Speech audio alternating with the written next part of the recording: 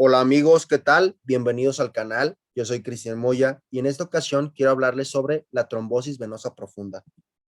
Los puntos que vamos a tratar en este video son los siguientes. Veremos qué es la trombosis venosa profunda, su definición, cuál es su etiología y factores de riesgo, signos y síntomas de la enfermedad, vamos a ver su clínica, complicaciones, diagnóstico, tratamiento y prevención de la enfermedad. Comenzando con el primer punto, ¿qué es la trombosis venosa profunda? La trombosis venosa profunda la vamos a definir como una condición médica que ocurre cuando un coágulo sanguíneo se forma en una vena profunda. Una vena profunda básicamente es aquella vena que se encuentra entre los músculos y que no es visible a simple vista, a diferencia de las venas superficiales que sí lo son. Generalmente, la trombosis venosa profunda ocurre en extremidades inferiores, sobre todo a nivel de la pantorrilla. También puede ocurrir a nivel del muslo o en pelvis. En raras ocasiones puede ocurrir también a nivel de extremidades superiores. La trombosis venosa profunda ocurre cuando existe un desbalance entre factores procoagulantes y factores anticoagulantes. Cuando predominan los factores procoagulantes, se aumenta el riesgo de formación de trombos. Y si estos ocurren en una vena profunda, se da una trombosis venosa profunda. En relación a su etiología, existen prácticamente tres componentes fisiopatológicos que fueron descritos por Virchow, un patólogo alemán. Estos tres componentes fisiopatológicos son el daño endotelial, éstasis vascular o enlentecimiento de la sangre y hipercoagulabilidad. Cualquier factor que favorezca estos tres componentes fisiopatológicos puede dar origen a la formación de un trombo o un coágulo sanguíneo. Factores como la inflamación o traumatismos, por ejemplo, una vasculitis o una enfermedad inflamatoria sistémica que generen daño endotelial o un traumatismo, por ejemplo, una fractura de algún hueso, pueden dar origen a un daño endotelial. Cuando existe un daño endotelial, se expone el colágeno, el factor tisular, y estos factores pueden propiciar la cascada de la coagulación, dan origen a esta cascada de la coagulación que favorece la formación de un trombo. En éstasis vascular o enlentecimiento de la sangre, prácticamente aquí lo que ocurre es que el flujo sanguíneo se ve enlentecido. Cuando el flujo sanguíneo se ve enlentecido, también favorece la formación de un trombo. Estados de sedentarismo, inmovilidad, permanecer largo tiempo parado o sentado, pueden favorecer la éstasis vascular y dar origen a la formación de un trombo. Estados de hipercoagulabilidad. Aquí lo que pasa es que se da un aumento en los factores procoagulantes y estos son secundarios a trombofilias hereditarias, por ejemplo, la enfermedad de Leiden, en la cual existe una mutación del factor 5 de Leiden, tras el uso de anticonceptivos orales, sobre todo aquellos ricos en estrógenos o progestágenos, el mismo embarazo, todos estos factores pueden favorecer estados de hipercoagulabilidad. En relación a los factores de riesgo, algunos de estos ya los comentamos anteriormente. Los más importantes son los traumatismos y fracturas, el antecedente de alguna cirugía mayor, estancias en cama prolongadas, inmovilización, aumento en los niveles de estrógenos tras el uso de anticonceptivos orales, embarazo, cáncer, sobre todo el cáncer pancreático, cáncer gástrico, cáncer pulmonar, favorecen estados de hipercoagulabilidad y esto, por lo tanto, aumenta el riesgo de trombosis venosa profunda. Enfermedades inflamatorias como CUSI o Crohn o vasculitis también aumentan el riesgo de trombosis venosa profunda. El mismo COVID-19 favorece estados de hipercoagulabilidad y puede dañar vasos sanguíneos y estos son factores de riesgo para trombosis venosa profunda. Edad avanzada, cuanto mayor avanzado sea la edad de una persona, mayor riesgo de trombosis venosa profunda.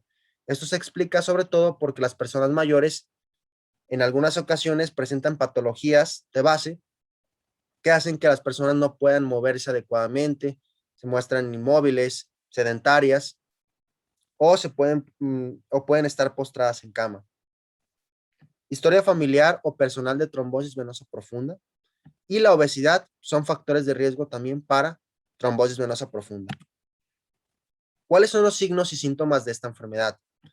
Cabe aclararles aquí que hasta la mitad de los pacientes con trombosis venosa profunda se van a mostrar asintomáticos, es decir, no van a presentar ninguna molestia o síntoma. En el resto de los pacientes, el dolor, la hinchazón, el enrojecimiento y la sensación de calor son signos y síntomas característicos de trombosis venosa profunda. Por ejemplo, en esta imagen, vean, comparen estas dos piernas, la pierna derecha en la cual se muestra una trombosis venosa profunda, hay datos de hinchazón, hay datos de enrojecimiento, de edema, y probablemente si nosotros exploráramos a este paciente, el paciente mostraría sensación de calor, se mostraría un poquito más caliente en comparación con la pierna izquierda, y habría dolor a la palpación. Si hay una tromboembolia pulmonar, que es una de las complicaciones de la trombosis venosa profunda, el paciente referiría tos, disnea o problemas para respirar, esa sensación de falta de aire, dolor de pecho, que es un dolor de pecho que se acentúa tras respiraciones profundas o tras toser, hemoptisis, que es una tos con sangre, taquicardia, y en algunas ocasiones también los pacientes pueden mostrarse mareados, pueden presentar náuseas, algunos de ellos también se desmayan y algunos también pueden presentar fiebre. Para entrar un poquito más en contexto, la tromboembolia pulmonar es una de las complicaciones más temidas de la trombosis venosa profunda. Esta entidad ocurre cuando un trombo generado en una extremidad inferior se desprende y forma un émbolo. Este émbolo va a viajar por el sistema venoso y va a llegar hacia la vena cava inferior. La vena cava inferior drena en la aurícula derecha y posteriormente este émbolo viaja hacia el ventrículo derecho y del ventrículo derecho este se bombea hacia el tronco pulmonar hasta llegar a los pulmones. Si este émbolo llega a obstruir una vena del pulmón, genera una tromboembolia pulmonar y se dan todos los signos y síntomas que anteriormente comenté. La tos, la disnea, el dolor de pecho, etcétera. En relación a las complicaciones de la trombosis venosa profunda, ya comentamos que la tromboembolia pulmonar o el tromboembolismo pulmonar es la más temida porque es potencialmente mortal. Otras complicaciones son el síndrome postrombótico, que ocurre después de una trombosis venosa profunda y que se va a caracterizar clínicamente por edema, hinchazón, hiperpigmentación del miembro afectado. Esto se debe a que se da una insuficiencia venosa crónica. Prácticamente cuando se da un trombo, cuando se genera un trombo en una vena profunda, estos trombos a la larga pueden generar una disfunción de las válvulas venosas.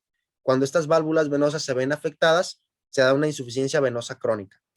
Y como pueden ver aquí en esta imagen, se da una lipodermoesclerosis, se muestra hiperpigmentada, eh, con una mayor enduración, escamosidad. A nivel del maleolo interno pueden presentarse también úlceras, como esta que se muestra aquí. Y otra de las complicaciones que es rara y que también puede ser algo grave es la gangrena venosa. Pero como les comento, es rara esta complicación. Ahora bien, para diagnosticar una trombosis venosa profunda, antes de pasar a las pruebas diagnósticas, nosotros tenemos que hacer una sospecha clínica de esta entidad. Para esto vamos a utilizar los criterios de Wells modificados, que son criterios que evalúan la probabilidad de tener una trombosis venosa profunda. Estos criterios evalúan la historia médica del paciente, la inmovilización, características clínicas y el diagnóstico diferencial de la trombosis venosa profunda. En historia médica se evalúa si el paciente presenta cáncer activo, sobre todo los que les comenté, cáncer pancreático, cáncer gástrico, cáncer pulmonar. Si este es el caso, se da un punto a favor. Si tenemos el antecedente de una trombosis venosa profunda documentada previa, si en relación a la inmovilización, si el paciente presenta parálisis o si ha estado inmóvil recientemente, sobre todo en extremidad inferior, también se le suma un punto. Si ha estado postrado en cama por más de 3 días o tuvo alguna cirugía mayor en las últimas 12 semanas, también se le da un punto. En características clínicas, si el dolor es localizado en el sistema venoso profundo, generalmente unilateral, una sola pierna es la que se da afectada, hinchazón en la extremidad completa, edema en la pantorrilla igual o mayor a 3 centímetros en comparación con la pierna contralateral, sensación de picazón y distensión de las venas superficiales colaterales. todas estas condiciones nos dan un punto a favor.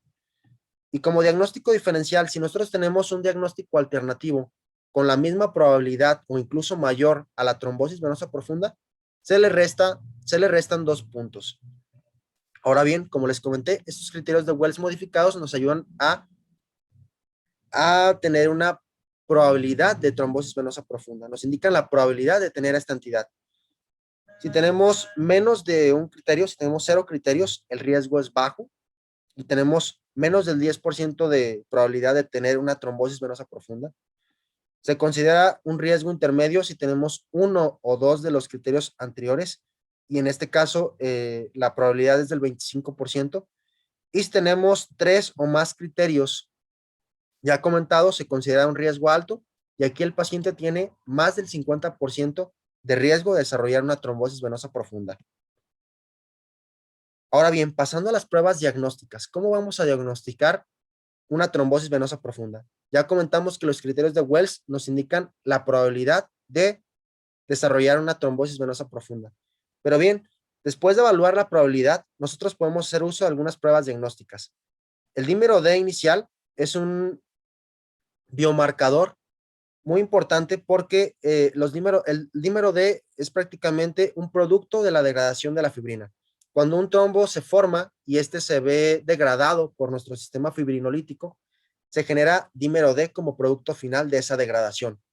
Por lo tanto, es un indicador de que un trombo está presente. Este dímero D inicial se indica cuando el paciente presenta un riesgo bajo de desarrollar una trombosis venosa profunda, de acuerdo a los criterios de Wells. Cabe mencionar que el dímero D no es diagnóstico, no es una prueba diagnóstica, únicamente es sugestiva de trombosis venosa profunda. En caso de que nosotros tengamos una prueba negativa, es porque el dímero D inicial es menor a 500 nanogramos por mililitro. En estos casos, si tenemos un dímero D menor a 500, nosotros automáticamente descartamos la trombosis venosa profunda. En caso de que este dímero D sea positivo, es cuando es mayor o igual a 500 nanogramos por mililitro. En este caso tenemos la posibilidad de tener una trombosis venosa profunda. Mucho ojo aquí, no podemos hacer diagnóstico de esta entidad con el dímero D, solamente es sugestivo. Una vez que tenemos un dímero D positivo, podemos realizar un ultrasonido Doppler venoso, que es un estudio de imagen que a través de ondas sonográficas se evalúa el flujo sanguíneo del sistema venoso afectado. El ultrasonido Doppler venoso se indica cuando tenemos un dímero D inicial positivo mayor a 500 o cuando los criterios de Wells presentan un riesgo intermedio o alto de desarrollar una trombosis venosa profunda. Y como ya les comenté, pues es un estudio de imagen que evalúa por ondas sonográficas el flujo sanguíneo. En caso de presentar una trombosis venosa profunda, se va a ver datos de obstrucción de ese flujo sanguíneo, se va a ver una vena obstruida. Si es negativo, se descarta la entidad automáticamente, pero si los síntomas persisten, si se muestran datos de dolor, hinchazón, enrojecimiento, todo lo que ya les comenté, si aún tenemos esa sospecha diagnóstica, podemos realizar otro ultrasonido Doppler en menos de una semana. Si es positivo este ultrasonido Doppler venoso, se confirma el diagnóstico y ya tenemos una trombosis venosa profunda. Si se considera inconcluso, por ejemplo, en un paciente que presenta obesidad, que presente edema, en cualquier condición en las cuales no se pueda evaluar correctamente este estudio de imagen, podemos hacer uso de otras pruebas diagnósticas como una venografía. A través de la venografía guiada por TAC o resonancia magnética, nosotros podemos diagnosticar también la trombosis venosa profunda. Cabe aclararles aquí que la prueba de oro o gold estándar de trombosis venosa profunda para su diagnóstico es la venografía guiada por TAC.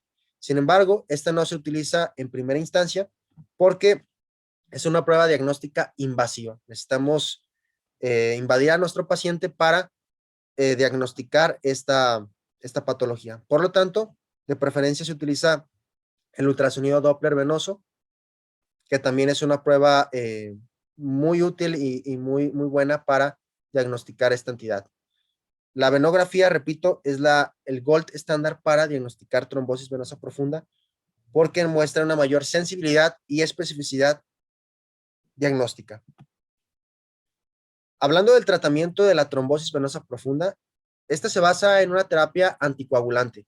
Podemos emplear diferentes anticoagulantes en diferentes presentaciones y que presentan diferentes mecanismos de acción. El uso de estos anticoagulantes va a depender tanto de la etiología de la trombosis venosa profunda como de las condiciones clínicas o médicas del paciente.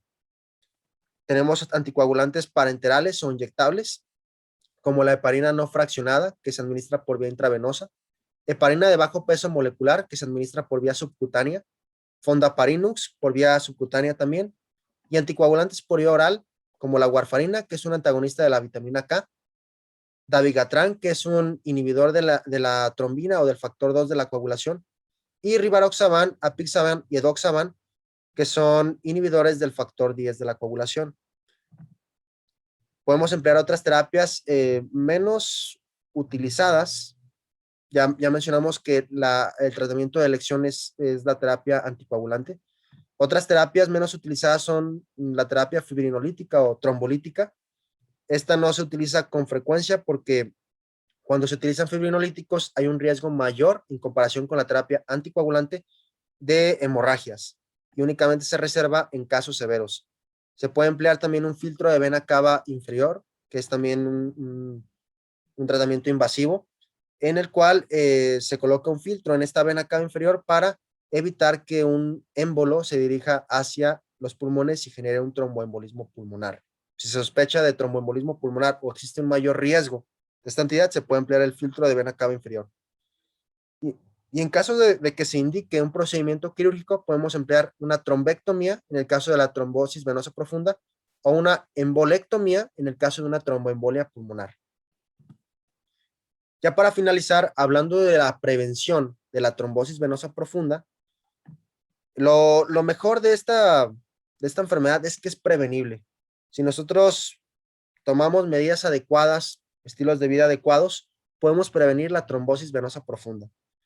En caso de que un paciente haya tenido una cirugía mayor o que haya estado postrado en cama por alguna enfermedad por mucho tiempo, se recomienda el movimiento tan pronto como sea posible. Esto para evitar la éstasis vascular y evitar la formación de coágulos. Se pueden emplear medidas de compresión graduadas en pacientes que presentan un mayor riesgo, un riesgo alto de trombosis venosa profunda.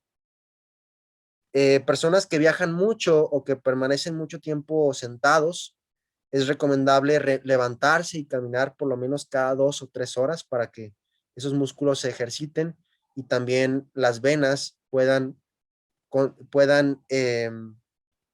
favorecer el flujo sanguíneo. Mientras está sentado, si no es posible pararse o caminar, se recomienda ejercitar las piernas, levantar tobillos, mover los pies, realizar contracciones de los músculos de la pantorrilla, todo con el fin de que estos músculos contraigan a esas venas y esas venas favorezcan el flujo sanguíneo que les comento.